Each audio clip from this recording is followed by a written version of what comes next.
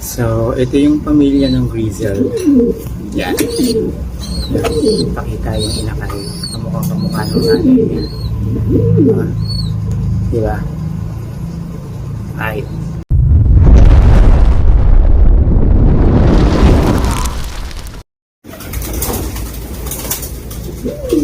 Good morning, mga alaga nating kalapate.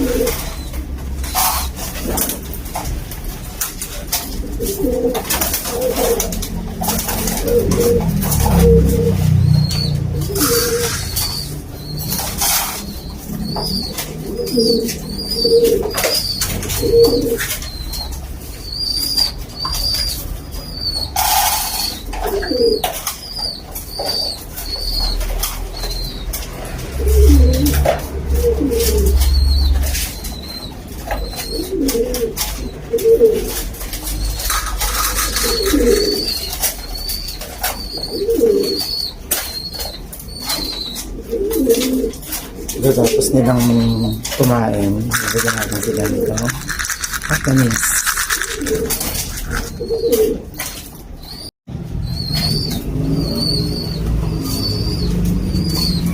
So, itong ating mga growers ay tapos na kumain, bigyan natin sila ng vitamins.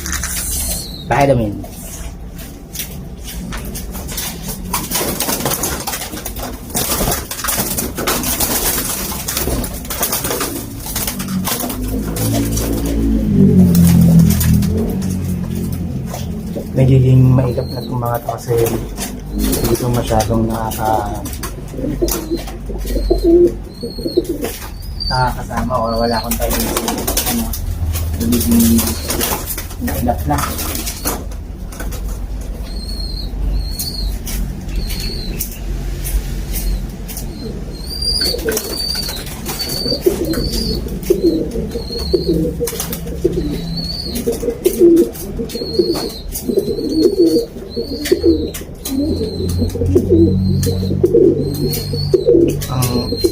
Pag yung kailangan talaga may oras tayo sa ating mga alaga kasi pag hindi natin sila na hawakan na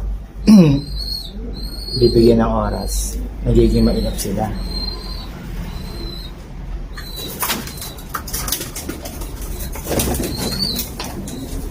So, ito yung borga natin. Awat muna siya. Pahinga muna itong borga natin at meron tayong ipapahalis dyan by January darating.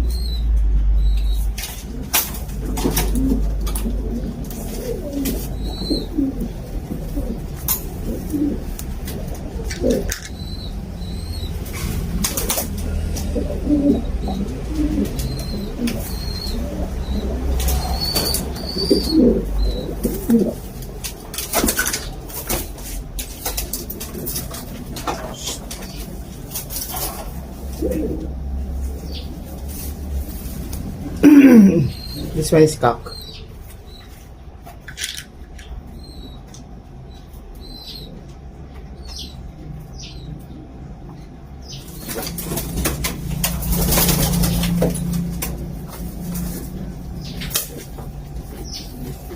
Ito yung produkto ng stencil natin at saka Honda na pinagpares. Naglulugon siya ngayon. Kulay puti yung lumabas na puro. Yan. Pero meron siyang pattern dito sa buntot ng stencil eh. Yan. Lulugon siya at nagpapalit ng balahibo.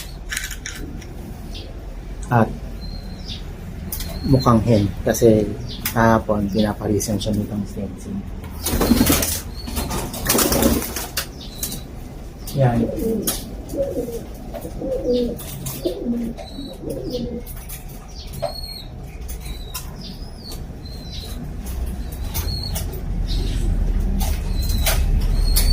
Okay, dito na tayo sa ating mga breeder. So, dito na tayo sa ating mga breeder.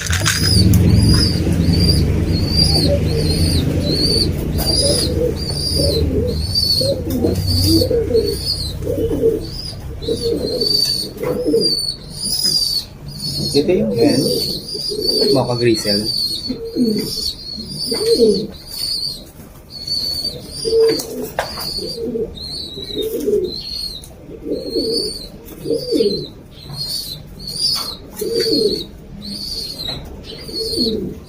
Ito yung cock, tiger.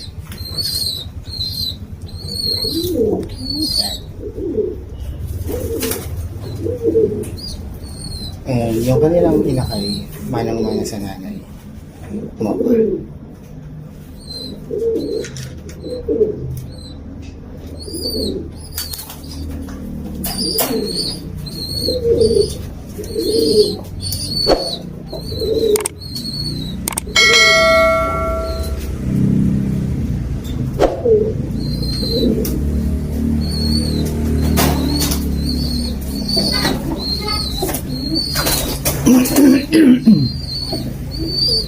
Ito yung young breeder natin na yellow stencil.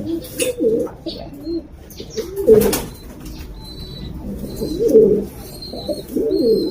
Ito yung hen.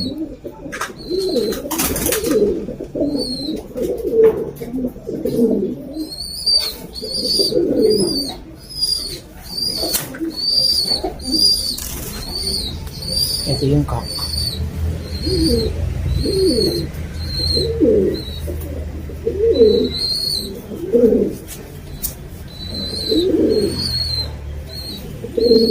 Tail pattern niya.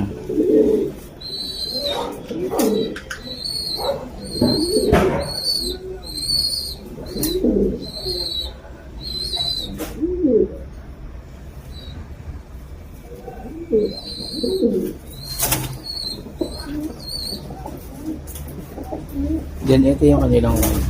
Wala pang pinapakitang sign na stencil. Brown. And let's wait.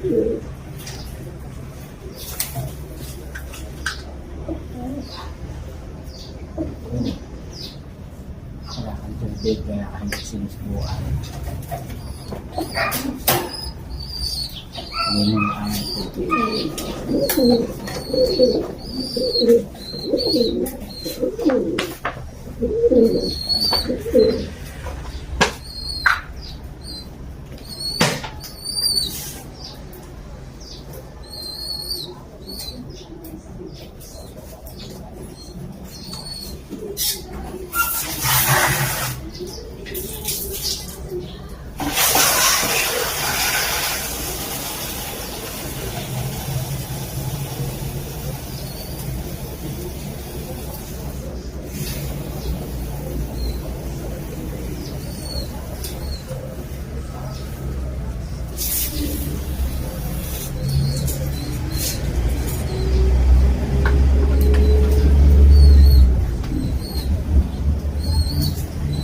So, ito yung ating auto heater.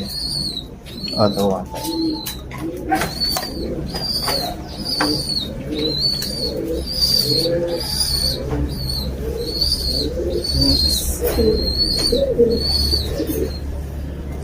This is Temi. Yan, si Temi.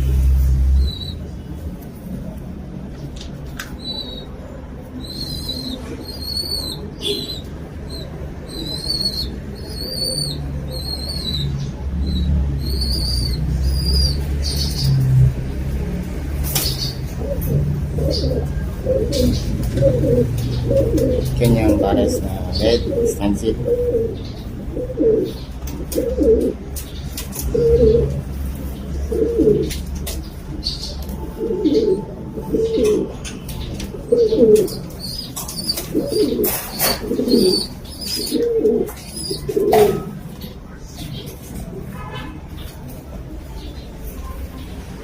Ito si white stencil na mayroong kulot sa dibdib.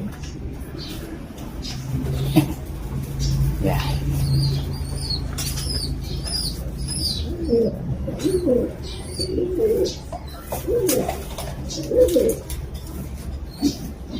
Siya yung kapares ngayon ni Whitetail for the meantime. Yan. Si Whitetail. Yung ating dambuhalang kalapate.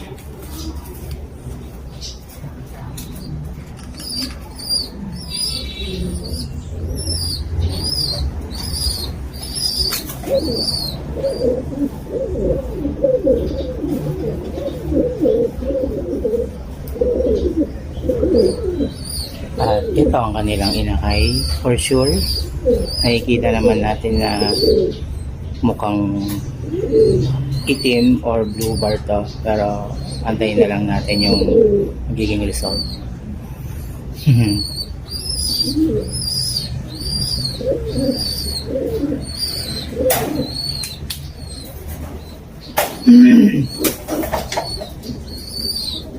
And si Ashburn na pinaris muna natin sa kanyang nanay. Nag-project tayo ng inbreed. So, yung isang egg nila is nadaga. Tsaka isa na lang yung nililimliman niya.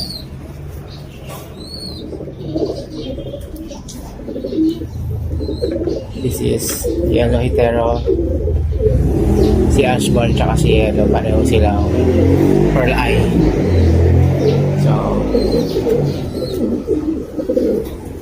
tignan natin kung mapipisa yung egg nila.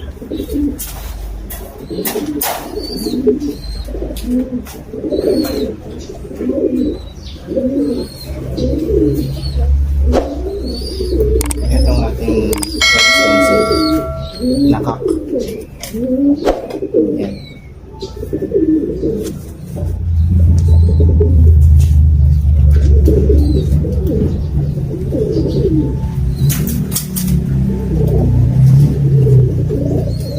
And then yung ating hen April. Red din siya.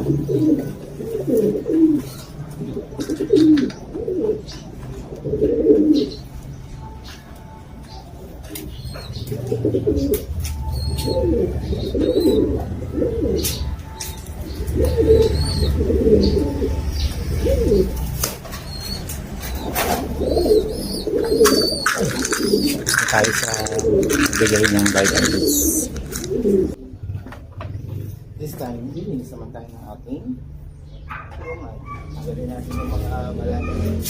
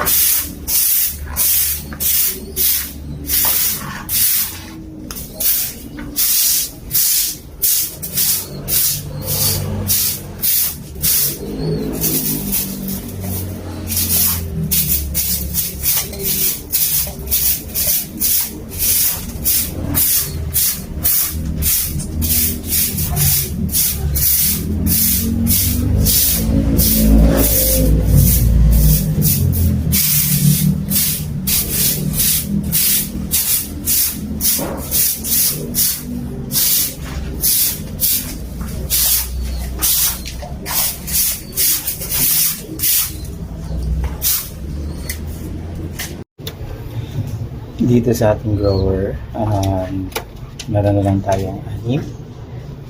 Yan. Si Borga, tapos yung anak ng stencil homer. Tapos ito yung anak ni Borga. Paris na rin yan. Ito Paris na. Tapos yung stencil natin na bata.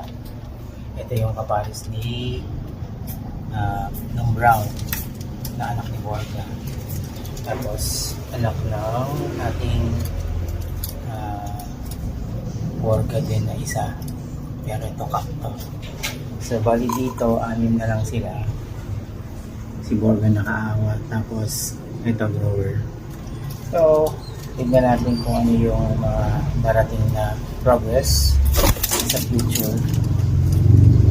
So yung itong brown pala at saka yung papalis niya na to is for out yan. PM lang po tayo. So ito yung pamilya ng Grizzle. Yan. Pakita yung inakay. Kamukha ng nanay niya. Diba? Ay. Ito naman yung ating young stencil na pares. At yun yung kanilang anak. Parang mag-white bar na brown. Pero tignan natin. Sana meron. Kasi ito yung kanilang mas simangot na tatay. Yan. Si Teddy at ang kanyang red stencil na pares. Ito yung mukha natin. Si Whitetail at yun nga yung anak nila. Nakita na natin kanina. Yung pares is white shield na stencil. Yan. Alright. So, ito yung ating red and teal na stencil. Sila yung nandito sa number 5 na double cage. Si Hitero at saka si Ashbourne. Yan yung ating project na inbreed. So, tignan natin kung magiging successful tayo kasi isa na lang yung natirang egg nila. Dinaga. Nagkaroon tayo dito ng nung lumamig yung panahon. Parang nagkaroon ng maraming daga dito sa lugar. Tumatawid mula sa kabilang pader kasi yung kabila is ano yan tracking, so maraming daga doon kaya tumatawid dito sa atin. So sana maging maayos tong nililimliman ni Hitero na itlog nila. Nanay siya ni Ashbourne at pinagpares natin. So tingnan natin kung ano magiging result, magiging progress ng kanilang project natin sa kanila. So yan. Salamat guys sa panonood, and next year mas marami tayong upload, marami tayong content na gagawin. Hindi talaga ako makapag-upload dito kasi nga unang-una yung location ko is yun, kita nyo naman maingay yung aso. May kapitbahay kami dito ang malalaki aso, tsaka meron kami kapitbahay dito na maingay din, kaya hindi tayo makapag-vlog na maayos. So by next year aayusin natin at kakaroon tayo ng maraming content, mostly educational talaga yung i-upload natin para pag may mga question tayo pwede natin silipin yung vlog or yung ating mga video para matutuhan ninyo kung paano mag-breed at saka mag-alaga ng kalapate. So for the meantime, yun lang muna at salamat sa panonood.